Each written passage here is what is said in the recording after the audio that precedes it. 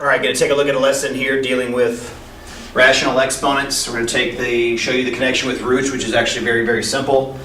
We're going to take a look at the same exponent rules that you would have studied at an earlier time, and then we'll take a look at the calculator work and how you would go through and be able to make that happen in order to get things done and check things on your calculator. Right, the first thing is the connection with roots is actually very simple. If I had the square root of x, the square root means I have a 2 here technically, although we don't normally write it when it's a square root. This is the same as x to the 1/2. Now you're used to dealing with exponents, you're not used to dealing with them so that they're a fraction, but it boils down to something very simple. Whatever your root is the denominator to your fraction. So if I have the 8th root of x, that's equal to x to the 1/a. If I have the 7th root of x, that's x to the 1/7. They are the same thing. They easily go back and forth between the two. So depending on what you want to do in your calculator or how you're doing your work in your calculator, you can either put it in like this or you can put it in like that. It ends up being the same thing, so it's not a big deal. It doesn't change any of the rules. You'll see how in some cases it can be something that's a little bit easier to deal with. Now, why do this would be the next question we need to deal with. So we're going to go back to and just take a look at the same exponent rules. You knew from an earlier time, or should know from an earlier time, x to the a to the b, where we call inside and outside exponents, or a power to a power is equal to x to a times b. That's because there are b sets of x to the a, x to the a, x to the a, etc., etc., etc. And so that just ends up being a b number of those, so you have a b number of a, so you multiply them together in order to get the values. So when you have a root, it doesn't change anything. If I have x to the 4th 7th root is the same as x to the 4th to the 1/7, which is the same as, hopefully you can multiply fractions together at this particular point, becomes x to the 4/7, whatever x happens to turn out to be. You can actually go in your calculator like that. If x was 25, this would be 25. And some calculators you can actually, in your Inspires, you can actually put the fraction in up here. To put it in another calculator, just use a caret button and then put the fraction in parentheses.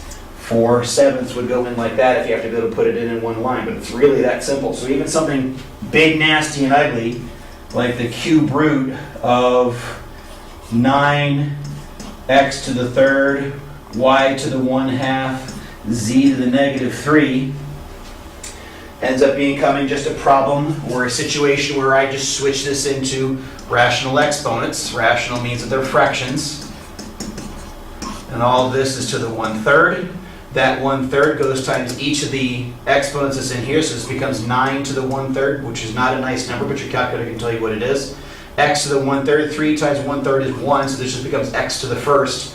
1/2 times 1/3 becomes x to the 1/6. That means the 6th root of x is the same thing as that. And again, you can check your answers as you always do in your calculators. I'm going to spare the video time and show you that.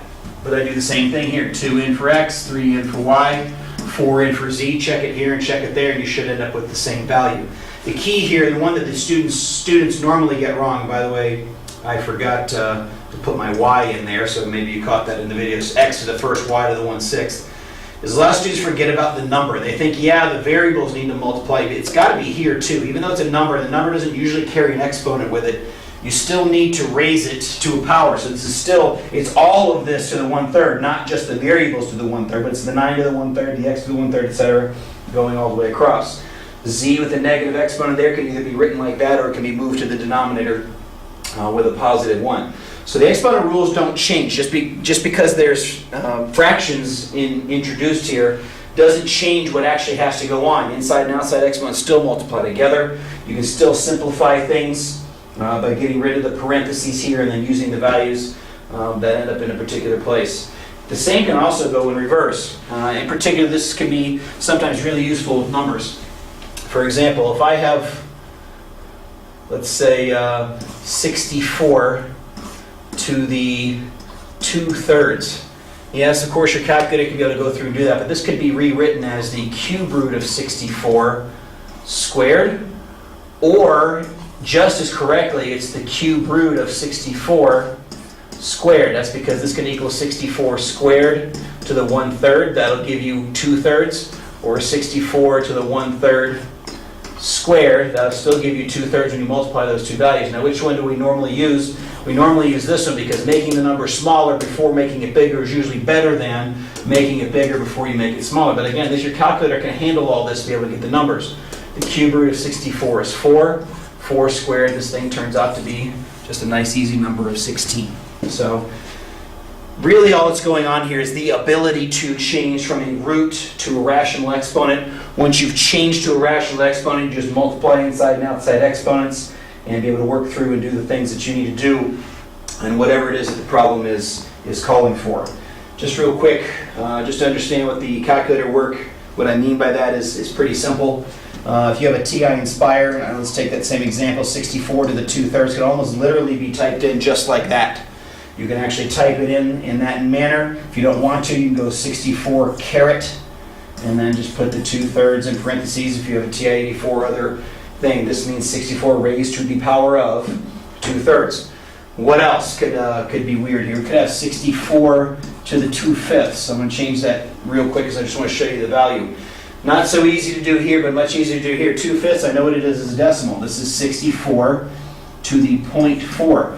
Can we use 0.4 because 2/5 and 0.4 are the same thing? Yes, you can. If you do your calculator, 64 raised to the power of 0.4, the calculator will read that exactly the same way as 64 raised to the power of 2 divided by 5. It's going to pull that parentheses and find the value of it anyway in the case, and it'll spit out the same value in whichever case. So if you don't have a way to raise it to an exponent, which you do have on the Inspires, if you have something else, or computer 84 maybe, or another calculator of some sort, just use your caret button. It's okay to leave your answers in decimal form. If for whatever reason you had x to the 2/5 versus x to the 0.4, both of these are equally correct. There's not going to be one that's considered to be more correct than the other.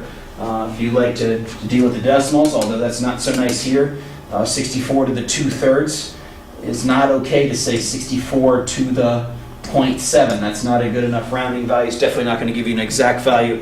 So some of the fractions that give you repeating decimals or non-terminating decimals or something of that nature, not really okay to leave it in decimal form.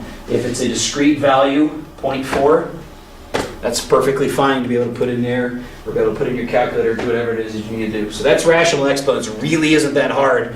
Obviously, it introduces the concept of fractions into the idea of exponents, but at the same time, the rules don't change. It's just the value is a fraction instead of the value being a whole number. Until next time, see ya.